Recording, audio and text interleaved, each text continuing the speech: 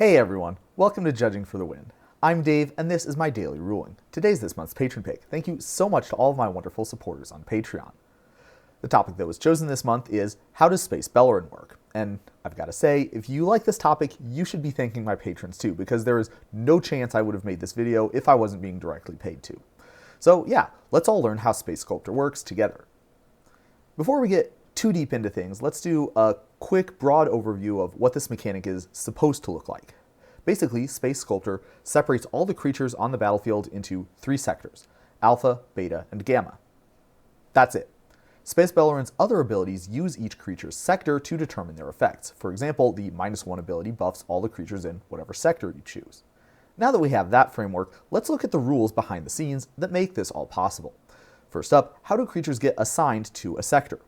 There's a state-based action that has players assign a sector designation to each creature they control anytime a permanent with Space Sculptor is on the battlefield.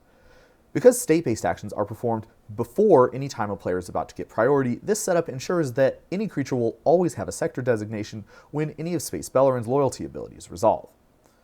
If we closely examine the wording on this state-based action, we can see that the players who do not control a Space Beleren go first. The reasoning behind this callout is because Wizards obviously wanted the Space Beleren player to get the advantage of naming a sector for their creatures last. The rules specify that when two or more players need to make a choice at the same time, the active player makes that choice first, then the non-active players go in turn order, which is the opposite of how Wizards wanted it to work. So they hard-coded it so that the players who do not control a permanent with Space Sculptor have to go first. This app-nap ordering also answers another question you might have had regarding the ordering. Let's say that it's Amy's turn in an EDH game, and after her are Nick, Olive, and then Pat. If Amy plays a Space Beleren, then the official order will look like this. First, Nick will assign a sector to each of his creatures, then Olive will do the same for hers, and then Pat, and last Amy. Each player assigns a sector to all of their own creatures before the next player in line assigns any. Let's try one more example just for fun using the same turn order as before. We'll say that it's Amy's turn, and Nick and Olive both put a Space Beleren into play via this card that I had to make up, because for some reason Hypergenesis can't put in Planeswalkers, and I'm not making everyone get out a magnifying glass to read the text on Eureka. And just for fun, we'll say that Pat played the Everyone Gets a Permanent. What order does everyone assign sectors? Well, first we'll recall that assigning sectors happens as a state-based action. This means it doesn't matter that Nick's Space Beleren technically entered after Olive's. No one chooses sectors until after all of the steps for Everyone Gets a Permanent have been completed. Once that happens, then state-based actions are performed. Since Amy and Pat do not have any permanent with Space Sculptor, they go first. According to the app-nap rule, Amy, being the active player, will choose sector designations for all of her creatures before Pat does likewise. After Amy and Pat have gone, Nick and Olive will be asked to assign the sectors to all of their creatures. This choice is again made in app-nap order, so Nick goes first and then Olive. Once a permanent gains a sector designation, it is not possible to change it. That said, there are a few things that can have the same effect. For example, if a permanent leaves and re-enters the battlefield, it becomes a brand new object with no relation to its previous self. This means that when it comes back, its controller would choose a new sector designation, which could be the same or different from the old one. In the same vein, if there are no permanents with Space Sculptor in play and no abilities that care about sectors on the stack, everything loses its sector designation. Sector designations are assigned to every creature that doesn't have one anytime state-based actions are performed, as long as there is a permanent with Space Sculptor in play. Normally, this will just be once when the Space Sculptor permanent enters the battlefield, and then again anytime a new creature enters. However, there is a third case that could come up if a non-creature permanent becomes a creature, such as when a vehicle is crewed or a manland is animated. In this case, you choose a sector designation for that permanent the first time state-based actions are performed after it becomes a creature. Now, that sector designation stands as long as that permanent is on the battlefield. It doesn't go away when the permanent stops being a creature. If it's animated again next turn, it will have the same sector assignment. Likewise, changing controllers will not affect a permanent sector designation at all.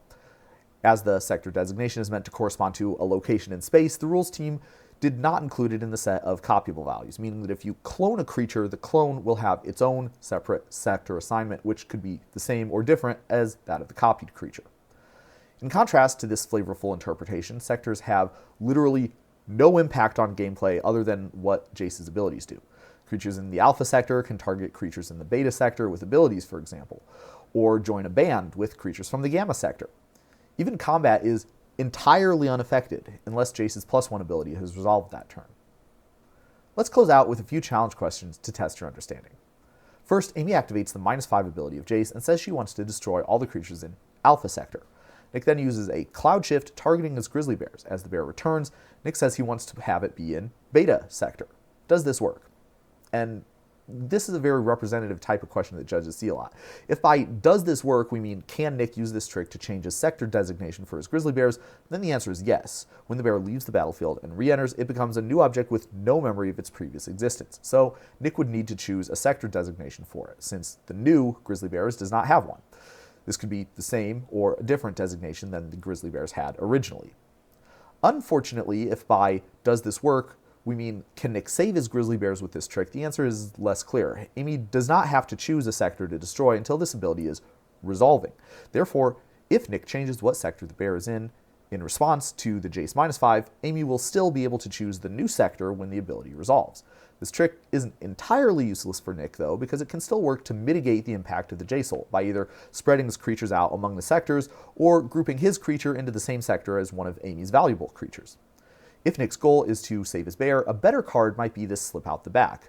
While phased out, the bear is treated as though it doesn't exist, so it would not be destroyed. When it phases in, it will still have the same sector designation because phasing out does not count as leaving the battlefield. Next up, Amy activates the -1 ability of Jace and says she's buffing all the alpha creatures. Nick responds by casting a Hero's Downfall against Jace. What happens? Well, first up, I want to stress that just like the last time, you don't actually choose a sector until resolution. If you want to play 100% tight, you should ask your opponent, okay, who am I kidding here, opponents, if you have any response before you say what sector that you're choosing for both of the Jace minus abilities. Now, with that said, this trick actually does not work the way that Nick is probably hoping. The idea is pretty sound. After the Space Beleren dies, there will be no more Space Sculptor permanents, so all the creatures will lose their sector assignments, right? Well, the problem is that if you look at the rules, you can see that the sector designations last until no player controls a permanent with Space Sculptor or an ability whose source has Space Sculptor. Therefore, the sector designations will remain until after the -1 ability resolves.